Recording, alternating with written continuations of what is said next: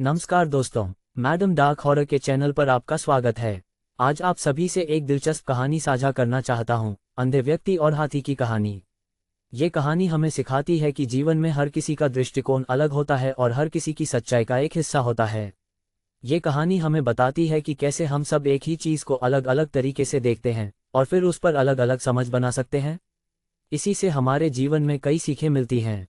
तो चलिए जानते हैं इस दिलचस्प कहानी के माध्यम से कि सच्चाई के कई रंग कैसे होते हैं। आइए अंधे व्यक्ति और हाथी की कहानी पर एक नज़र डालते हैं।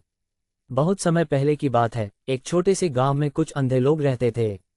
उन्होंने सुना कि एक विशालकाय जानवर, जिसे हाथी कहा जाता है, उनके गांव में लाया गया है। उनके लिए यह कोई साधारण बात नहीं थी, क्योंकि उन्होंने कभी भी इस तरह के किसी जीव को महसूस नहीं किया था। ये जानने की उत्सुकता में कि यह हाथी क्या है और कैसा दिखता है, उन्होंने निर्णय लिया कि वे हाथी को छूकर उसका आकार और रूप समझने की कोशिश करेंगे।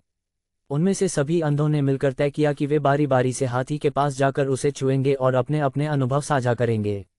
जैसे ही वे हाथी के पास पहुंचे, उन्होंने अपनी अपनी जगह ली और उसे टटोलने लगे। पहला अंधे व्यक्ति हाथी की सूंड पर हाथ रखता है। वह सोच में पड़ जाता है और कहता है, अरे, ये तो किसी मोटे सांप जैसा लगता है। वह सोचता है कि हाथी लंबा, गोल मटोल और एक सांप की तरह होता है। दूसरे अंधे व्यक्ति का हाथ हाथी के कान तक पहुंचता है। कान को छूते ही वह कहता है, अरे नहीं, ये तो किसी बड़े पंखे की तरह लगता है। हाथी का शरीर किसी पंखे जैसा चौड़ा और बड़ा होता है। वह अपना निष्कर्ष निकालता है कि हाथी का स्वरूप एक विशाल पंखे जैसा होता है। तीसरे अंधे व्यक्ति ने हाथी की टांग छुई। उसे महसूस हुआ कि यह तो किसी बड़े पेड़ के तने जैसा मोटा और मजबूत है। उसने कहा, नहीं, तुम सब गलत हो। हाथी तो एक बड़े पेड़ की तरह होता है। उसने यह मान लिया कि हाथी का आकार और रूप एक विशाल पेड़ के तने जैसा है। चौथे व्यक्ति ने हाथी की बगल में हाथ लगाया। उसे लगा जैसे वह किसी दीवार को छू रहा हो। उसने कहा, ये तो एक ठोस दीवार जैसा है। ये सपाट और चौड़ा है। उसने अपनी समझ बनाई कि हाथी का स्वरूप एक विशाल दीवार के समान है।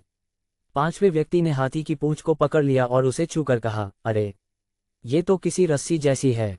हाथी तो लंबा और पतला होता है। उसने यह मान लिया कि हाथी का आकार एक लटकी हुई रस्सी जैसा है। अंत में छठे व्यक्ति ने हाथी के दांतों को महसूस किया। उसने ध्यान से उसे छुआ और कहा, यह तो किसी भाले जैसा मजबूत और नुकीला है।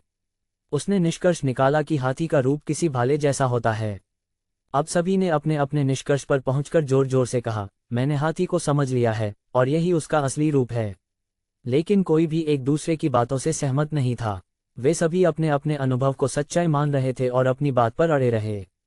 ये कहानी हमें ये संदेश देती है कि हम सब अपने दृष्टिकोण से चीज़ों को देखते हैं और हर किसी का दृष्टिकोण सच हो सकता है, फिर भी वह पूरा सच नहीं हो सकता।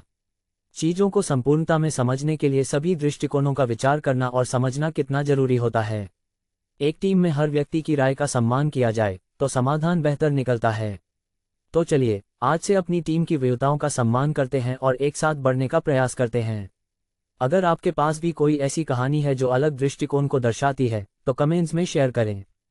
और हाँ, ऐसी और कहानियों के लिए मेरे चैनल को सब्सक्राइब करना न भूलें।